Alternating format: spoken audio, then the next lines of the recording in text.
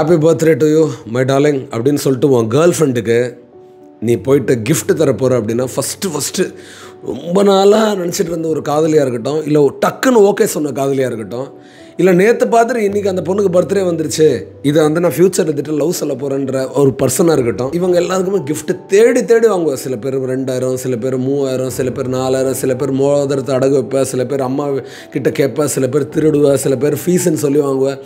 எல்லாம் வாங்கி என்னதான் அந்த பொண்ணுக்கு நீ கொடுத்தாலும் சத்தியமாக சொல்கிறேன், நன்றி கெட்ட எத்தனையோ பேரை தான் இன்னமும் அவன் தேடி மக்கள் லவ் பண்ணிட்டு இருக்காங்க.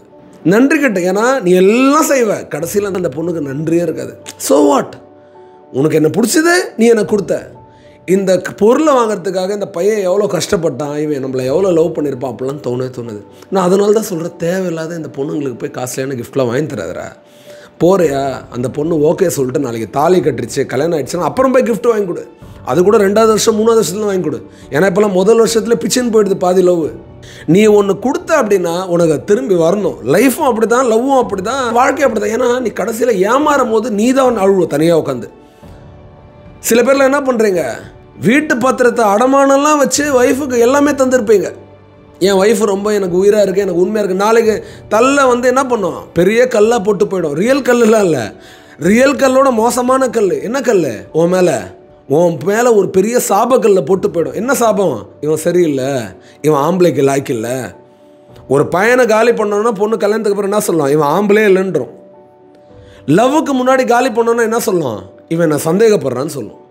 கல்யாணத்துக்கு அப்புறம் இவங்க நம்மளை சந்தேகப்பட்டு ஒன்று காலி பண்ணுருவாங்க, வேணாம் நீ ஆம்பளே இல்லைன்னு, தேவையில்லைண்ணா. இல்லை கல்யாணத்துக்கு முன்னாடி இவன் சந்தேகப்படுறான், நீ என்னை நம்ப மாட்ற அப்படின்னு சொல்லிட்டு கல்யாணத்துக்கு முன்னாடி காலி பண்ணிவிடுவாங்க. அப்போது நம்பிக்கையே இல்லாத இந்த லவ் மேலே ஏன்டா இவ்வளோ நம்பிக்கை கேட்குற. சரி, நம்பிக்கை வச்சு தொலை, அது உன்னோட தலையெழுத்து, ஒன்றும் பண்ண முடியாது. ஏன்னா ஹார்ட்டு அது கேட்காது, பிரெயின் சொல்கிறது. ஏன்னா அப்படி தான் படைக்கப்பட்டிருக்கு. ஹார்ட்டும் பிரெயினும் அது வேறு கோணம். அப்படி இருக்கும் போது கேட்காது மனசு. ஆனால் கொஞ்சோண்டு அண்ணன் சொல்கிறது கேட்டு பாறேன், எவ்வளோ செஞ்ச, இது வரைக்கும் என்னென்னோ செஞ்சுருப்பல உன் லவ்வுக்காக. கொஞ்சமாவது நன்றின்னு ஒன்று இருந்துச்சா, உன்னை தூக்கி போட்டு உன்னை மெரிச்சிட்டு உன்னை அவமானப்படுத்திட்டு, இது இன்னொரு தடவை வேறு யாருக்கும் நடந்துடக்கூடாதுன்றதுக்காக தான் அண்ணன் இதை பதிவு பண்ணுறேன். தயவுசெய்து சொல்கிறேன், பர்த்டேவா போறியா, கை கொடுக்குறியா, ஹலோ ஹாய் ஹாப்பி பர்த்டேடி, எனக்கு ஒன்று ரொம்ப பிடிக்கும், ஐ லவ் யூ, என்ன வேணாலும் சொல்லு. ஓகேன்னு சொல்லுச்சுன்னா அந்த பொண்ணுக்கிட்ட கை கோத்துட்டு போய் எங்கே போய் சாப்பிட்டு கூட வா. ரொம்பலாம் செலவு பண்ணி நிம்மதி இழந்துடாது. அதேமாதிரி சில பேர் நான் இப்படியும் பார்க்குறேன், ஓடி போய் கேக் வாங்கிட்டு வருது, கேக் வெட்டுறது. எத்தனை வருஷம் கேக் வெட்டுவேன் இதுக்கு? ஃபஸ்ட்டு வருஷம் கேக் வெட்டு, அடுத்த வருஷம் யோசிப்போ வெட்டலாமா வேணாமா, நடக்குதா இல்லையா? அதனால் எது உன்னால் நிரந்தரமாக பண்ண முடியுமோ அதை பண்ணு. என்னடா உன் அம்மா பர்த்டேனா பாதி பேருக்கு தெரியாது, எனக்கும் தெரியாது. இன்னமும் போய் கேட்பேன் எங்கள் அம்மா கிட்ட, ஏன் அந்த பர்சனு நீ கேக் வெட்டினாலும் சரி, ஹாப்பி பர்த்டே சொன்னாலும் சரி, உன்னை விட்டு போகாது. ஏன், ஒரிஜினல் தெளிவு கிடைக்குதா? உங்கள் மம்மியோட பர்த்டே தெரியாது, மம்மிக்கு பர்த்டே விஷ் பண்ண மாட்டேன், ஆனால் அம்மா அவங்க கூட தான் இருப்பாங்க. ஏன், ஒரிஜினல். பர்த்டேக்கு விஷ் பண்ணணும், நீ எனக்கு கிஃப்ட் கொடுக்கணும் அப்படின்னா டூப்ளிகேட்.